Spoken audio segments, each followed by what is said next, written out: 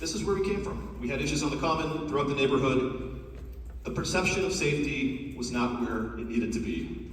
And collectively, we understood that, and it became the #1 issue across the association for more than 24 consecutive months. And working with Councilor Flynn, Representative Mikulowicz, the DA's team, our other elected officials, we said we have to figure out a path that's better, because this is intolerable for folks who live here. We did safety walk after issue after issue. And then we had the city council hearing back in November of 24, which I think transformed the journey that we were on here in downtown.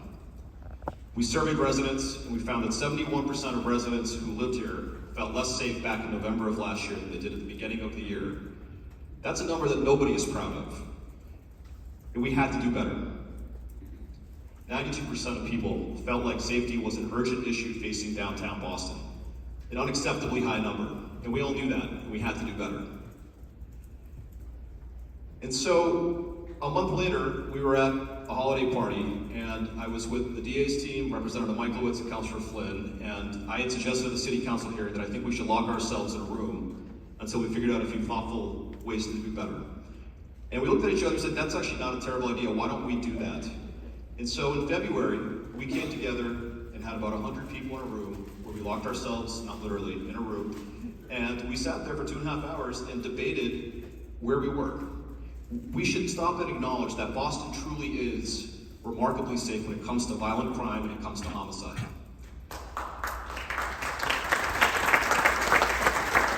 Credit goes to our elected officials and to the Boston Police and other stakeholders. But what we also realized is that we have a lot of work to do when it comes to quality of life issues, right? Whether it's petty crime and retail theft, or it's needles in the parks or human waste, right? Or road safety issues. Those are all things that impact our daily life, and those are the things that we talked about in February. It wasn't about violent crime and it wasn't about homicide. And so, we wanted to make sure that we could double down on what mattered. So coming out of that meeting, we pledged to lock arms and to do what we could to advance the ball. And so a number of things happened. There were infrastructure improvements that were made, streetlights that were changed, potholes that were fixed, streets that were made better, right? No trespassing signs that were put up throughout different parts of the neighborhood to encourage people to stop loitering in those areas. And I think I'm going in the wrong direction. We're trying to make progress. And we had over 40 organizations in the room back in February. And so that group marched out of that room and said, we're gonna figure out a couple of things each that we could do to make the situation better. And the promise that we made was that we're not gonna complain about the issue as long as we're doing the work. And I'm happy to report, in the last 8 months, we've had 0 negative media stories about violence and about serious issues in downtown. There have been some one-off situational things, but we've made a lot of progress, and I want to say it's thanks to the efforts of the folks behind me, but also to a cross-sector collaboration that came out of this February convening. We focused on downtown, Beacon Hill, Chinatown. I want to thank my fellow civic leaders, Colin Zick, Sherry Dung, who's at a gala tonight, couldn't be here from Chinatown Neighborhood Council, but they've been amazing partners in helping to advance the residential voice. We assembled a task force that was chaired by, and still is, by Mayor Wu, myself, DA Hayden, Councilor Flynn, and Representative Mikulowicz. And we said we're going to marshal the resources of the civic community, of our elected community, of all the different stakeholders who are involved, law enforcement, shelters, business associations, trade alliances, and we're going to try to do what we can to collaborate more efficiently to improve public safety. We had action plans, we had timelines, and we stuck to it. Many of you who came through the common understand that this was what we were dealing with for a few months, to try to take back the ground. Blue bike stations put up on the common. Many of you know this is affectionately known as K2 Alley, where we had a lot of issues around Brewer Plaza, right? And this helped to displace some of the negative elements that we were experiencing. We had a number of safety walks and infrastructure walks to show that we were unified and trying to get things done. Councilors Durkin and Flynn held a joint coffee hour at Brewer Plaza that had over 125 people in attendance. And then sidewalks and crosswalks, my biggest pet peeve, we went out as a group of volunteers, and we surveyed 1,000 different crosswalks and handicap ramps around downtown and Chinatown, and worked with the city to identify the ones that needed the most attention soonest and the ones that maybe could wait a couple of months or even years. And I'm pleased to share that in doing that work, we were able to survey every aspect of the neighborhood. And the single biggest eyesore in downtown for the last 3 years, over by the Godfrey Hotel, which I'll get to, but this is one great example of success before and after.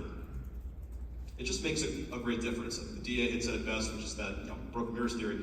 When people see things that are fixed and repaired and well maintained, you just feel better and safer, and your perception of the neighborhood changes. We have more people who come through this part of downtown than anywhere else in New England by foot. All right, so from a purely utilitarian standpoint, it's sensible for us to devote resource to get that right. And thanks to the city and its leadership for getting that right, especially the Basic City Services team. Our partners, the Downtown Boston Alliance, same thing. We've been advocating for a variety of infrastructure improvements. We had a situation here for the last 3 years over by West Street in Washington where, as you were crossing the street, we're missing handicap ramp, uneven pavement. Just not a great situation, especially as you think about the number of folks who transit in and out of this neighborhood. We had to do better. And so, fast forward, a few weeks ago, this issue is officially resolved, right? And it's a brand new experience for people who come and go out of this neighborhood. And so these are the sorts of things that we've been focused on over the last 8 months, on the infrastructure side of things, on collaboration, on getting common sense things done together. We've gotten a few concurrent greens that were problematic, especially as you come out of the theater. So that's been resolved thanks to the BTD team. And then, on the fun side of things, we talked about Uncommon Stage, we've got beer garden, salsa nights, we've got activation at Brewer Plaza. You'll see in a second here, over on Winter Street, we have a beautiful new addition called Color Flows, which has taken this corridor of downtown, which is hugely, hugely important, and transformed it into something really special. All right, so placemaking and activation and destination. And credit to this goes to the City of Boston, the Planning Department, and our elected officials for advocating to get this done. I also want to acknowledge Representatives Livingstone and Michaelowitz for securing funding to work on something that's more permanent in the future that looks something like this. Not exactly, but destination worthy, that gives you hope and optimism and a lot of joy, especially as we think about the 250th, and we think about FIFA and other major events that we're coming upon. So that's just a quick level setting of where we've been over the last 8 months. A lot has happened, right, with a lot of urgency. And I know we have discussions that are ongoing across the city that are challenging, and we have topics we're going to talk about tonight that are still lingering here in downtown. But I do want to pause for a minute to say, when you do actually sit down and figure out where we have a lot of overlap and commonality, there are a lot of common sense things you can get done together, especially when you've got resources to boot. And so my thanks goes to the folks who are up here tonight, all of my fellow task force leaders, my working group chairs. Leslie, thank you. Sherry, who's not here, thank you. Mike Nichols and the team at the DBA, thank you. It's an amazing cast of characters here in downtown in our city and state. But as I said earlier, we disagree on a lot, but we're not disagreeable. And tonight's not about finger pointing and taking pot shots at things. It's really about figuring out how we get to a better place here in downtown, which in my view, I'm biased, obviously, because I live here. I think what happens here in downtown impacts the entirety of our region, our city. So we said before tonight, we're also very data-driven, and while the data tells a part of the story, it's grounding, it's foundational. So we said, why don't we repeat the exact same survey that we ran back in November of last year, a week ago, up through today. So we closed it out last night, ran for 7 days, and I'm going to share the findings with you right now because I do think the data is quite telling. So as a reminder, we were in a much different place last year than we are now, right? So we had the following. On the left, November of 2024, we had close to 71% of residents feeling less safe in November of 24 than they did at the beginning of the year. We took the same sample nearly year over year. We're down to 34% of residents feeling less safe tonight. There are a lot of people who are still in the no change bucket, so there's still a lot of work to be done. But purely based on just data, we're trending in the right direction, but by no means is the work done, and we know that. But the initiatives that have been underway over the last several months have been remarkably helpful. And I think, as we talk about some of the things that are coming up here this evening, how do we carry that energy forward and how do we make sure we sustain what's working is vitally important. We're going to cover that.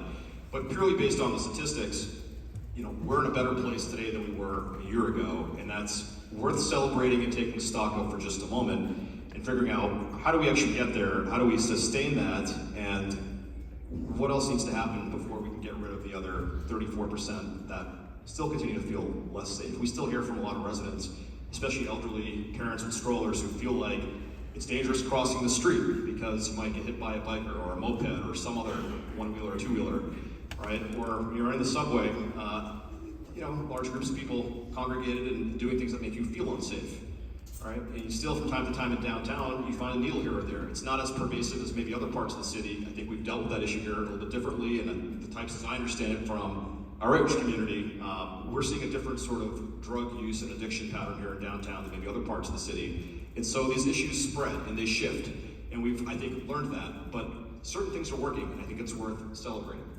That being said, 92% of our residents still believe that safety is an urgent issue, right? And so we have to stay on the gas. So tonight's not about saying, let's take a victory lap, we're gonna relent.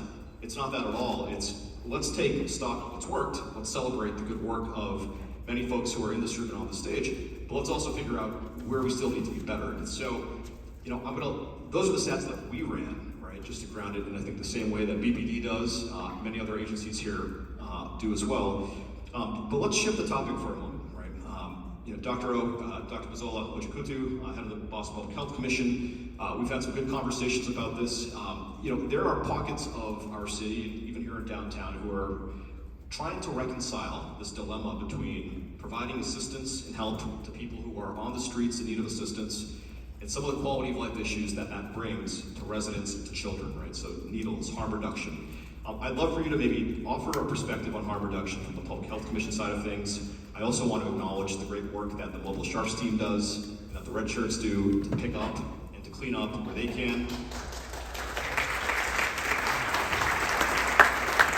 I know the Public Health Commission often takes heat over harm reduction and needles, but there's a lot more to the Public Health Commission than just those things, of course. But I'd love, Dr. O, for you to share a few words about the current approach that the city has taken, and specifically, to many of the parents who are here, what do you say to them about reconciling that dilemma?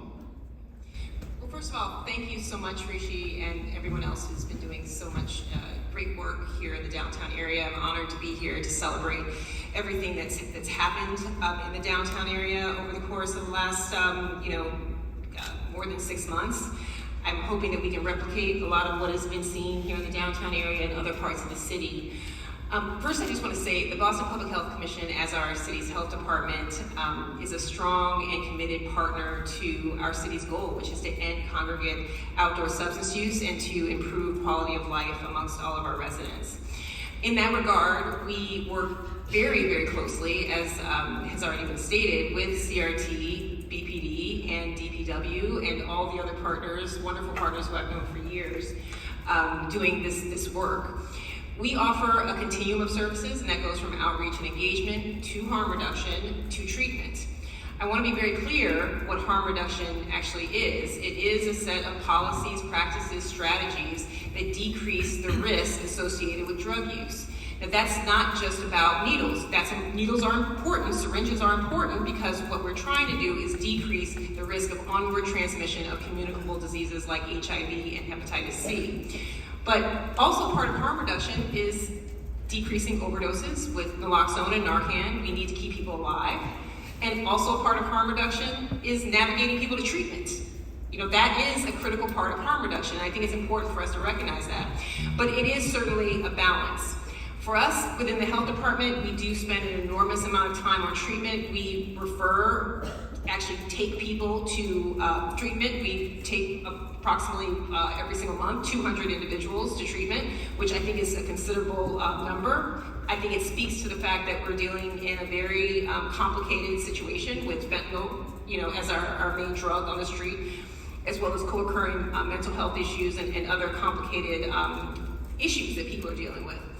I think the other piece of this that I think is really important and I want people to recognize is that because we are so invested in the issues related to quality of life, we spend an enormous amount of money, time, and energy on mobile sharps. And I appreciate the fact, Rishi, that you mentioned our mobile sharps team. I mean, this is a dedicated group of individuals who work 365 days of the year, okay? And these are some of our, I have to say, lowest paid workers who are out there doing this work.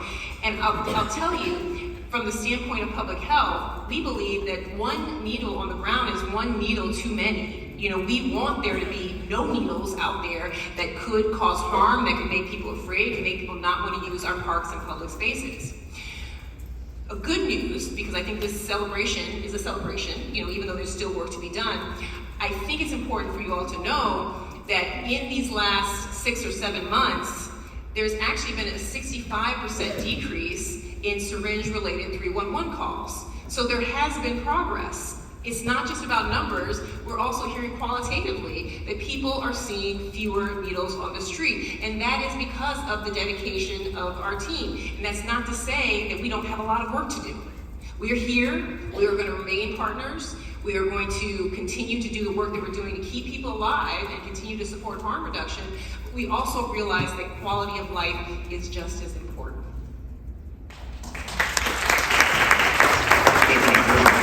I think the follow-on question to that, right, and I want to open this up to our shelter community as well and to others up here. How do we get to a place where we actually achieve no needles in the city of Boston, right? We all want to be able to walk outside with our kids, with our pets, with our family, and not have to worry about it, not fear for those things. And I know there are a lot of efforts that are underway, including at St. Francis House and St. Anthony's Shrine, to bring people into the shelters and off the streets so that they aren't actually using needles and using other harm reduction strategies in public. Maybe Karen, Marianne, if you guys want to comment on that, I'd love to just get your thoughts on what's being done in the shelter community to reduce some of the harm reduction outdoors and to try to bring that indoors and off the streets of Boston and off our parks here in downtown.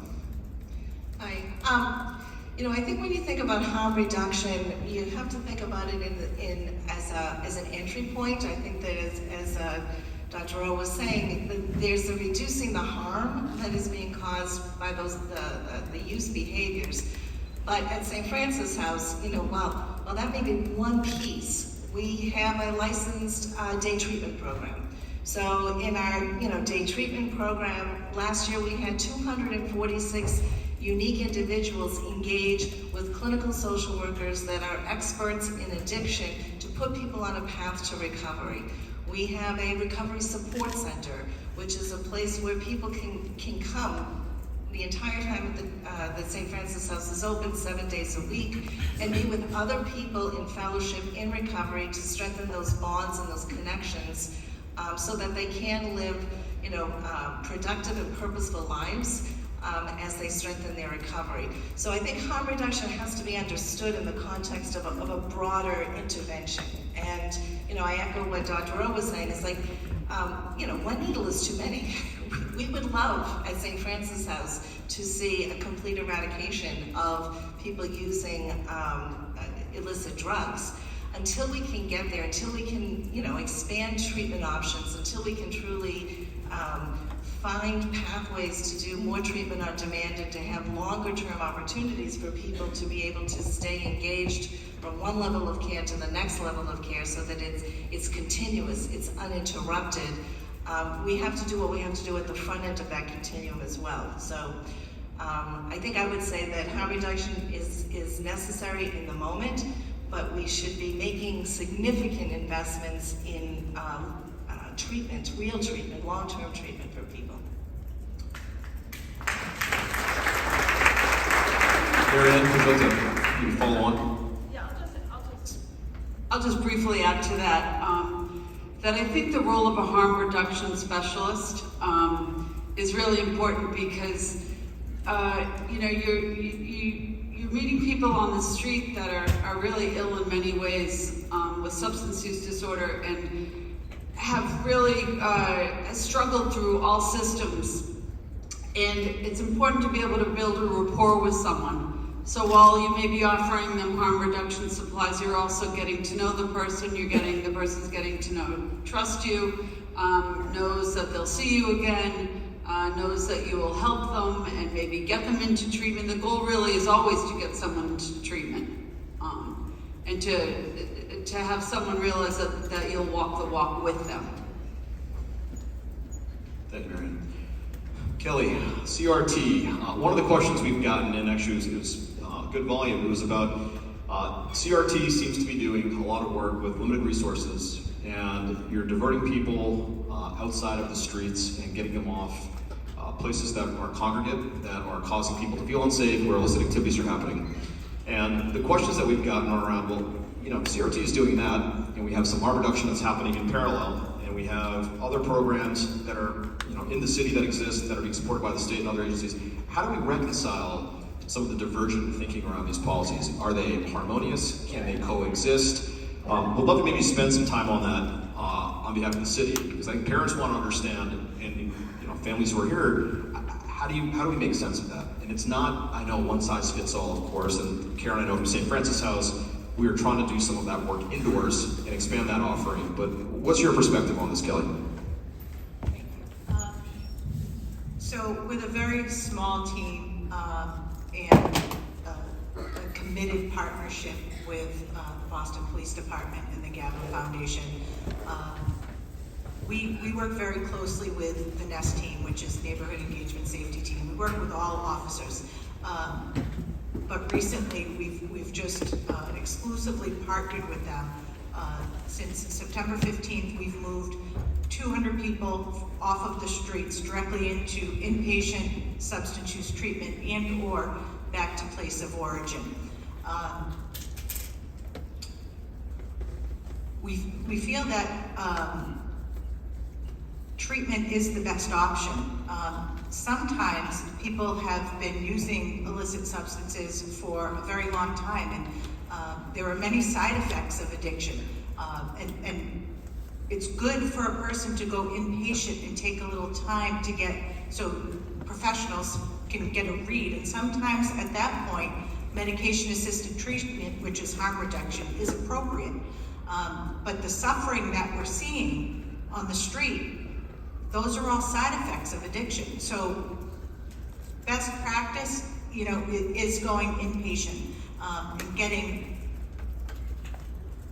all of the help that someone needs. But we've learned that if we don't treat addiction first, it's unlikely that a person will be able to maintain housing or their, you know, medication for their other mental illness or, you know, whatever else is going on. I think that it's also important to hold individuals that are suffering with addiction accountable, and we recognize that detainment can be a critical moment when you can segue someone into a pathway to recovery. We're trying to keep our neighborhoods and our city streets in mind, and they are equally as important as to the sick and suffering. So when we're out doing diversion with the Boston Police, we're trying to reconcile all of those things at the same time. Public safety, neighborhood, you know, quality of life, and the individuals that we're trying to help that are suffering with addiction in their quality of life as well. So I hope I answered your question. Yeah, thank you, Kelly. Is it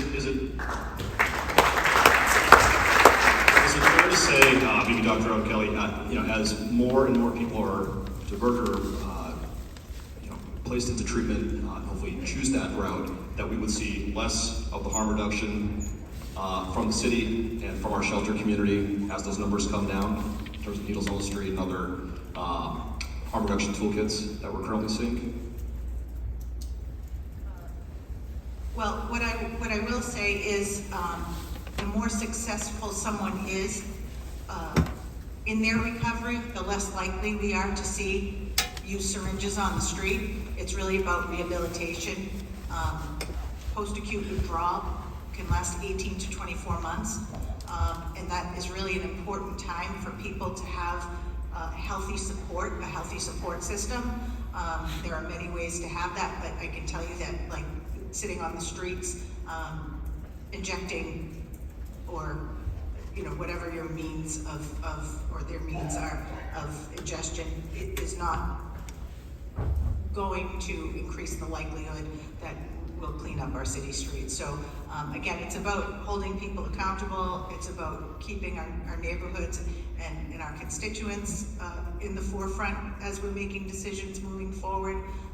And again, I think it's important that we recognize that since we started our initiative with the NEST team in September, we haven't turned a single person away that has wanted inpatient substance use treatment. We were able to find close to 200 beds in that short amount of time. But we do need to have a look at long-term continuum of care beds. That's where sort of sometimes the breakdown happens, is on the back end for many reasons. Not necessarily because we don't,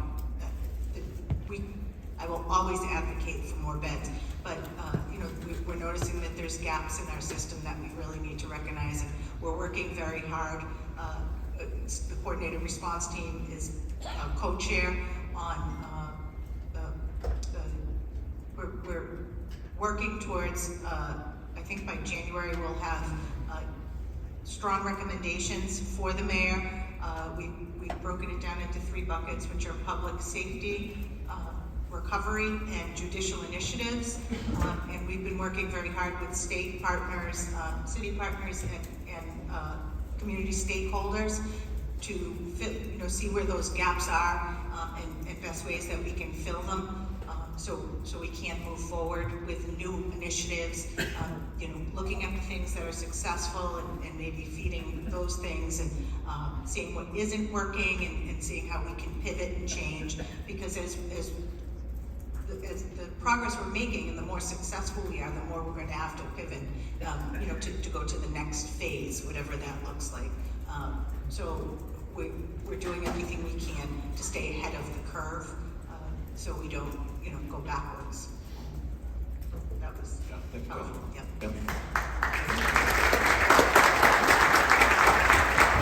Councilor Murphy. Good evening, everyone. It's great to be here. I did have a specific question to Dr. Ojikutu and Kelly. When you're referencing the numbers and the data is promising, so that's good to hear. Are you referencing citywide? Because I know obviously the work you both do is citywide, or are we just focusing in on the downtown issue here? Well, I'll answer for my team. The coordinated response team responds to all quality of life concerns in the city of Boston. We go citywide. So Increase in needles, or the numbers you were sharing? Shared the number, the 65% decrease in 311 related syringe calls. That is for the downtown area. I specifically brought that here to this group. But we have seen in the last couple of months a decrease in syringe related 311 calls citywide. So we do have both neighborhood level data and citywide levels that I can provide. Oh, awesome. That's good. Thank you. All right, we're talking about people going into Sephora, Sunglass Hut, Macy's, and walking out with $1,100 of goods without any consequence. And I know there's nuance to all of that, but at a high level, let's spend just a few minutes on retail theft. It's one of the areas of focus that came out of our February discussion. The minimums for misdemeanor versus a felony category for larceny was lifted from $250 to $1,200 back in 2018. I think when you talk to retailers, talk to Mass Retailers Association, other business community members, it seems like that number may be in need of a revisit. And so we'd love to maybe turn this to our state elected officials and the DA's team, Joe Janizek, who's here on behalf of DA Hayden, just for a few minutes. Let's just talk about contextually, where are we today, and what do we think the future looks like in terms of 2018 reform and how we think about that number going forward, and what might be most impactful to help change the narrative around retail theft. So maybe, Representative Michaelis, we'd love to have you start, and then Rep. Livingstone, if you go next, and Joe, if you would like to chime in, I'd love to hear your thoughts on this as well. First up, thank you, Rishi, and thank you to everyone for coming tonight, for Rishi, for you and the team for organizing. I apologize, I was a little late running from event to event tonight, but wanted to make sure that we came here to talk about overall safety in general, and certainly talk about the successes that have taken place over the last couple of months here since we first met back in what was it, February, yeah. And then also talk about the pieces that we need to continue to work on. And I do think this conversation around retail theft is certainly something that we need to continue to work on. In 2017, when we passed the criminal justice reform bill, there was a lot of great pieces that were part of that discussion. My personal favorite, I don't know if you want to call it a favorite, or my thing that I think was the most impactful, was the conversations around the reentry discussion here in Massachusetts, in the Commonwealth, across the state, and trying to build a better system for us in terms of bringing reentry, for folks getting re-entered into society. I think there's been a lot of success pieces to that. We are now one of the more models, I would say, across the country, and related to that, and I think others have followed suit. But there were a number of pieces to that legislation, and one of them was obviously raising the amount from, what was it, $250 to over $1,000 to $1,250, right? I think it was $1,250, yeah. $1,200, which was at the time putting us more in line with what was happening maybe in other states. But it has certainly created a different circumstance of challenges for our small businesses, CVS's or just mom and pop stores across the Commonwealth, but particularly in urban downtown environments, and particularly obviously here in downtown Boston. And so, I think it's certainly, now that we've done this, we've had this for 7 or 8 years now, in effect, the bill passed at the end of 2017, really went into effect in 2018. Certainly something that we can obviously know that we need to continue to strive for better, and I think it's certainly something we can, re-engage in that conversation, to see what is working, what has not been working with the DA's office, working with our friends in public safety, not just across the Commonwealth, but obviously here in the city. But certainly it's not just a downtown Boston conversation that has to be had for it to get passed or changed in any type of legislation. And so I do think that is something that we are having the continued conversations with. There are a number of bills within the legislature related to that, and I do think the legislature has been letting them go through the legislative process, but taking them seriously as we continue to re-engage in these types of conversations. Thank you, Rob. Rep. Livingstone, your thoughts on retail theft and reform? Yeah, well, again, like everyone else said, thank you for participating tonight. Rishi, thank you for pulling this group together. It's heartening to hear the improvements that have been made, but there's still work to be done. For the 2018 bill, or the 2017 bill that was passed, I think there has been a ton of success that's come from that. The crime rates are down. There's more rehabilitation efforts that are made through the courts and outside the courts because of that effort. I think the state is a better place for that. But like any law, you can always revisit it. But on this in particular, I'm not sure people will get what they think from this. It's a crime for a felony, it's a crime for a misdemeanor. Both can be a jail sentence if the judge wants to impose it. I'm a former prosecutor. I've acted as a defense lawyer.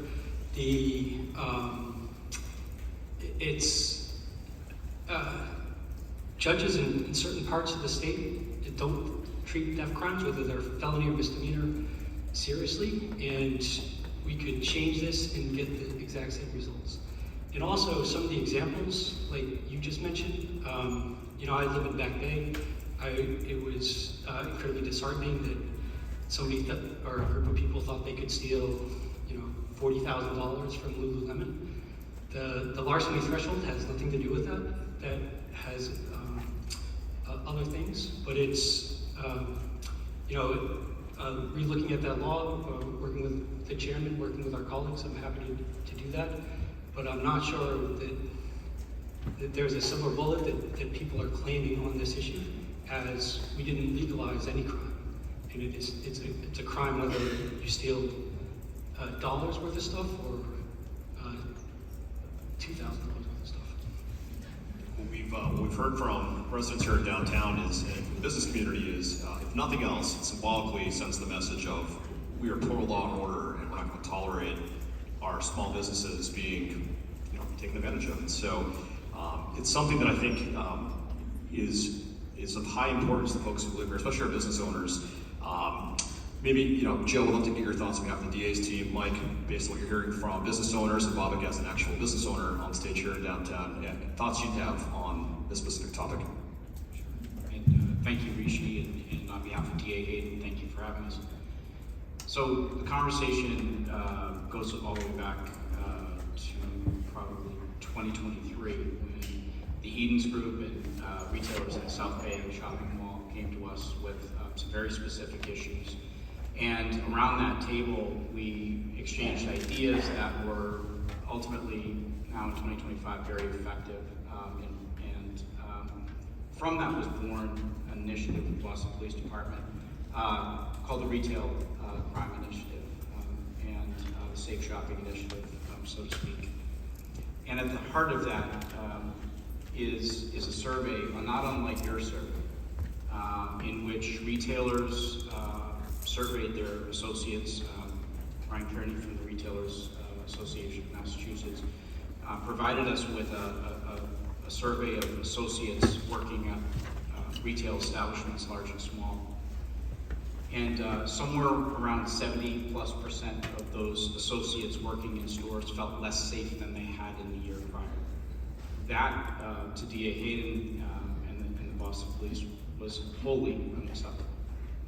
And from that was born our retail initiative, in which we are focused on ensuring at an overarching theme that number one, safety is at the heart of everything that we do. And so the Boston Police Department has been an unbelievable partner in response. And what you are seeing then is the follow through and the handoff to the court system. That doesn't mean lock everybody up. That's not the city that we are, nor is it the city that we want to be. There is no one size fits all, and that's unfortunately what I think some other parts of the country gravitate to as their solution. And I would say that the cities around the nation would be very happy to trade places with Boston and where we are right now in terms of public safety. I'm a gang prosecutor by discipline, 23-year prosecutor. Sustained efforts like the Safe Shopping Initiative, when we talk about gun and gang violence in the city, sustained efforts over 20, 30 years, and Counselor Flynn, before Counselor Flynn was Probation Officer Flynn, we had many cases together in Superior Court. It is case by case and a strategy that is consistent, it is unrelenting, but it also takes everyone where they are, right? Meeting them where they are. If your substance use disorder is fueling your criminality, that isn't a lock them up solution, right? We have to talk about programs like services over sentences and harm reduction and ST.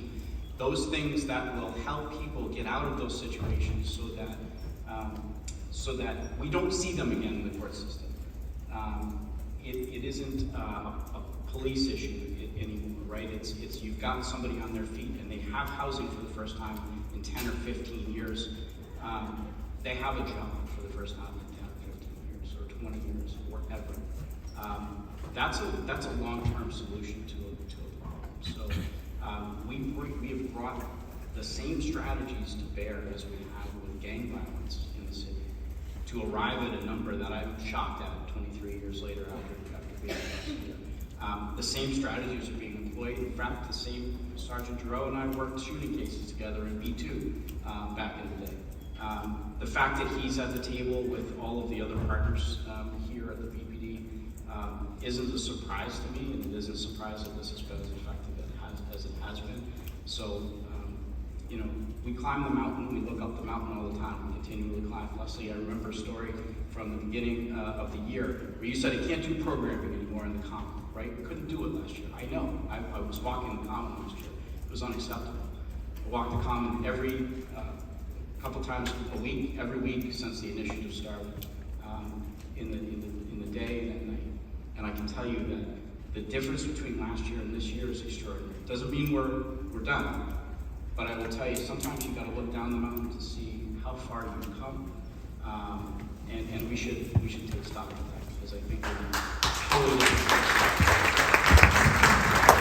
I think if you ask anybody who lives here, what we'll say is, yes, we've had a couple of outlier incidents over the last 12 months. You put those aside, it's a fundamentally different season this year than it has been the last couple. And so that is good progress, and we should certainly acknowledge that. Captain Bernstein, would love to bring you into the discussion as well. We have the state police. So maybe two questions. One follow on to the retail piece here. State police, Boston police, working with our elected officials across the state and the city. How is the state police involved in these initiatives? And I think the second one, like a lot of parents, from Beacon Hill, from downtown, from this area, also enjoy our parks on the Esplanade, that are state jurisdiction and all of that. I think for Bostonians, whether you live here in downtown or you live in Chinatown or Beacon Hill, we're all in Boston, enjoying the Esplanade for youth sports. Just maybe talk us through jurisdictional issues and opportunities and challenges as it relates to our state parks, where a lot of Bostonians from this neighborhood enjoy with their kids, and come across issues there as well from time to time. But love to get your perspective on retail, theft, cooperation, and also safety in our state parks. Well, thank you for inviting me into the conversation today. The state police really values the partnership we have with Boston Police in and around the city, as well as with DCR and their parkways and parklands. The state police does have primary jurisdiction of those DCR properties, and we try to be as visible and as active as we can within those areas, juggling all the other responsibilities that we have in and around the city for the state buildings and the other state roadways. And so we really value those partnerships, as everyone has said here. We can't do it alone. We've interacted with the BPD and DCR homeless outreach liaisons, and we've made great strides with that. Some of those quality of life issues that we heard during the Voices video are things that we're really focusing on with that population and with the residents that are impacted by that population. And so it's really just engaging in those partnerships, as many resources as we can devote into those areas and being visible out in the community.